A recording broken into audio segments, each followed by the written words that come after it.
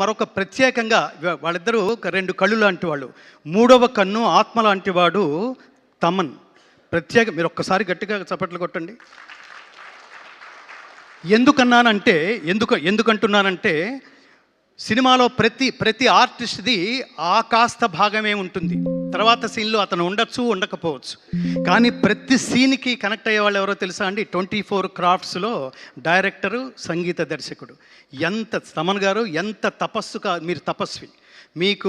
మీరు ఏంటంటే ఇందులో శివుడు లయకారకుడు, మీరు లయకారకుడు, మీరు నిలయ విద్వాంసుడు, లయ విద్వాంసుడు.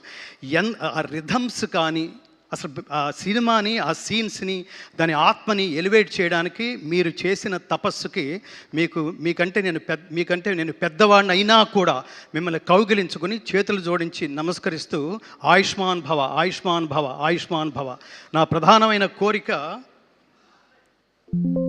బోయపాటి శ్రీను గారు బాధ్యతతో తీసిన సినిమా, దీని ప్రేక్షకులందరూ మిస్ కాకుండా బాధ్యతతో చూసి తీరవలసిన సినిమా అని ప్రకటిస్తూ, ముఖ్యంగా యువతరం, నా బెంగంతా యువతరాందే. ఈ దేశం నుంచి చదువు పేరుతో ఇతర దేశాలకు వెళ్ళి అక్కడ చదువుకుంటున్నప్పుడు, నువ్వు భారతదేశం నుంచి వచ్చానంటున్నావు కదా నాన్న, భారతదేశం గొప్పతనం గురించి 2 నిమిషాలు చెప్పగలవా అంటే మన పిల్లలు మన దేశం గొప్పతనం గురించి 1 నిమిషం కూడా చెప్పలేని పరిస్థితిలో ఉన్నారు మిత్రులారా. హిందూ తల్లిదండ్రులు తమ బిడ్డలకి సనాతన ధర్మం గొప్పతనం ఏమిటో తెలియదు. హిందూ అంటే అర్థం సర్వజన బంధువు అని అర్థం. ఈ దేశంలో పుట్టినందుకు నేను గర్వపడతాను మిత్రులారా. ఎవళ్ళలోనైనా కలిసిపోగలిగేది, ఎవరినైనా తనలో కలుపుకోగలిగేది ఒక్క హిందువు మాత్రమే, ఒక్క భారతీయుడు మాత్రమే. ఇది ఖచ్చితంగా తెలియాలి. ఇది తెలియాలంటే భగవద్గీత నాకు ముఖ్యంగా ఇందులో ఆ 2 శ్లోకాలు చాలా కీలకమైన సన్నివేశం. అది నేను చూస్తున్నప్పుడు నేను థ్రిల్ అయ్యి, నేను కొన్ని శతాబ్దాల క్రితం ఈ దేశానికి వచ్చి ఈ దేశాన్ని స్టడీ చేస్తూ వేదాలని, ఉపనిషత్తుల్ని స్టడీ చేస్తున్న వాళ్ళకి, మ్యాక్స్ ముల్లర్ అనే ఆయనకి ఇతర దేశాల నుంచి, బ్రిటిషర్స్ నుంచి ఫోన్ వచ్చి నీ గురించి చాలా వింటున్నాం మేము, భారతీయుల్ని చెప్పు చేతల్లో పెట్టుకుని కాళ్ళ కింద వేసి తొక్కి వేయాల్సిన నువ్వు ఏమిటి, వేదాలు ఏమిటి, ఉపనిషత్తులు ఏంటి, భగవద్గీత ఏంటి, ఇవన్నీ స్టడీ చేస్తున్నావు ఏమిటి, మాకు తెలుస్తోంది ఇది అంటే. అతను ఏమన్నాడటంటే భారతదేశాన్ని దెబ్బ కొట్టాలంటే, మనం పూర్తిగా వశపరుచుకోవాలంటే వాళ్ళ మూలాల్లోకి వెళ్ళి, వాళ్ళ మార్గంలోకే వెళ్ళి, నేను బయట వాడిని కాదు, నేను మీ వాణ్ణే. శ్రేయాన్ స్వధర్మో విగుణ పరధర్మాత్ స్వనుష్ఠితాత్ స్వధర్మే నిధనం శ్రేయ పరధర్మో భయావహ. బాలకృష్ణ గారు చివరిలో చెప్పిన మాట ఇదే. స్వధర్మే నిధనం శ్రేయ పరధర్మో భయావహ. ఆకర్షణీయముగా అనుష్ఠింపబడిన పరధర్మము కన్నా గుణము లేనిదైనను స్వధర్మమే మేలు. అట్టి స్వధర్మాచరణమున మరణము సంభవించినను మేలే. నేను దేహం కోసం కాదు, దేశం కోసం అని నిలబడ్డ అఖండ క్యారెక్టరు జస్ట్ సినిమాతోనే ఎలా ముగిసిపోతుందండి. అఖండమైన విజయంతో పాటు అఖండమైన కీర్తిని కూడా సంపాదించి పెట్టదు, అందులో డౌటే లేదు. నమే భక్త ప్రణశ్యతి, నా భక్తుడికి ఎన్నటికీ నాశనం లేదు అని చెప్తాడు కృష్ణ పరమాత్మ. అట్లా అతను ఆ మ్యాక్స్ ముల్లర్ అంటున్నప్పుడు ఆ లోతులకు వెళ్ళి, నేను స్టడీ చేస్తున్నాను, ఇప్పుడు నేను భారతీయుల్లో కలిసిపోయాను, నేను కూడా సంస్కృతం మాట్లాడడం కారణంగా అందరూ నన్ను తమవాడే అనుకుంటున్నారు, నిదానంగా దాన్ని ఏ టైంలో నరుక్కురావాలో ఆ టైంలో నరుక్కొస్తానన్నారండి చాలామంది దుర్మార్గులు. ఈ దేశానికి దుర్మార్గుల దుశ్చేష్టల వల్ల కలుగుతున్న నష్టం కంటే మేధావుల నిర్లిప్తత వల్ల కలుగుతున్న నష్టం ఎక్కువ. అందుకని సినిమా అనేది ఎంటర్టైన్మెంట్ కాదు, ఎన్లైటైన్మెంట్ అని నిర్లిప్తంగా ఉండకుండా నా కంట్రిబ్యూషన్ అని ఇంతకాలం ఇంకోటి స్వామి, ఇంత తక్కువ టైంలో ఇంత హెవీయెస్ట్ సబ్జెక్ట్ని 8 నెలల్లో పూర్తి చేయడం అనేది హ్యాట్స్ ఆఫ్ స్వామి, హ్యాట్స్ ఆఫ్. చిన్న విషయం కాదు అది.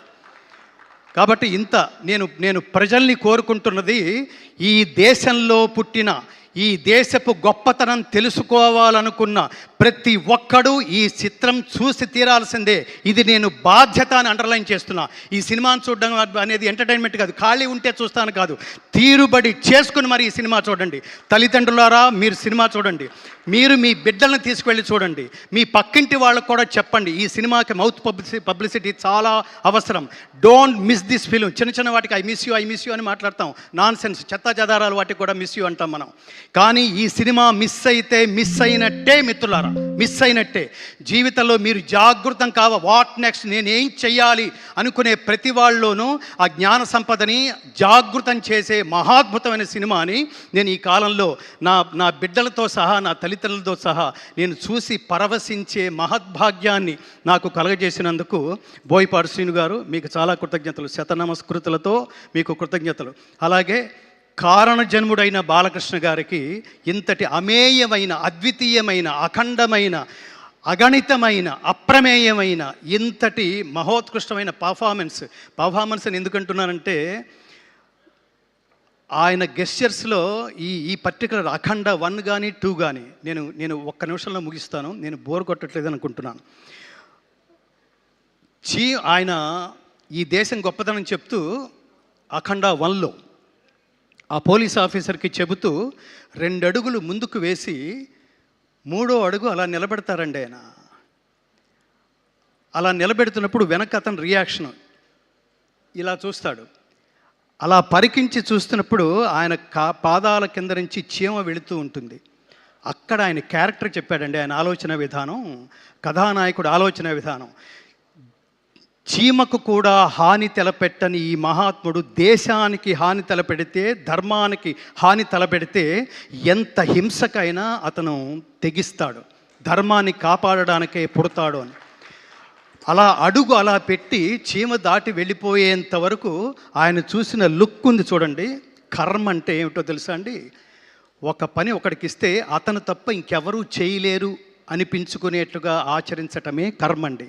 అది బాలకృష్ణ గారు ఒక్కళ్ళే చేయగలరు, ఒక్కళ్ళే చేశారు కూడా. ఇంతటి అమేయమైన ఆనందం ఇచ్చినందుకు మీకు మళ్ళీ ఆ త్రిమూర్తులు ముగ్గురికి, బోయపాటి శ్రీను గారికి, బాలకృష్ణ గారికి, మా ఆత్మీయ స్వర సంచాలకుడు శ్రీ తమన్ గారికి, నందమూరి తమన్ గారికి, నందమూరి శ్రీను గారికి, నందమూరి బాలకృష్ణ గారికి అత్యద్భుతంగా అనిపిస్తుంది. ఆయన పేరులో ఉన్న గంగలాగే ఉప్పొంగుతూ ఉంటుందన్నమాట. So thank you.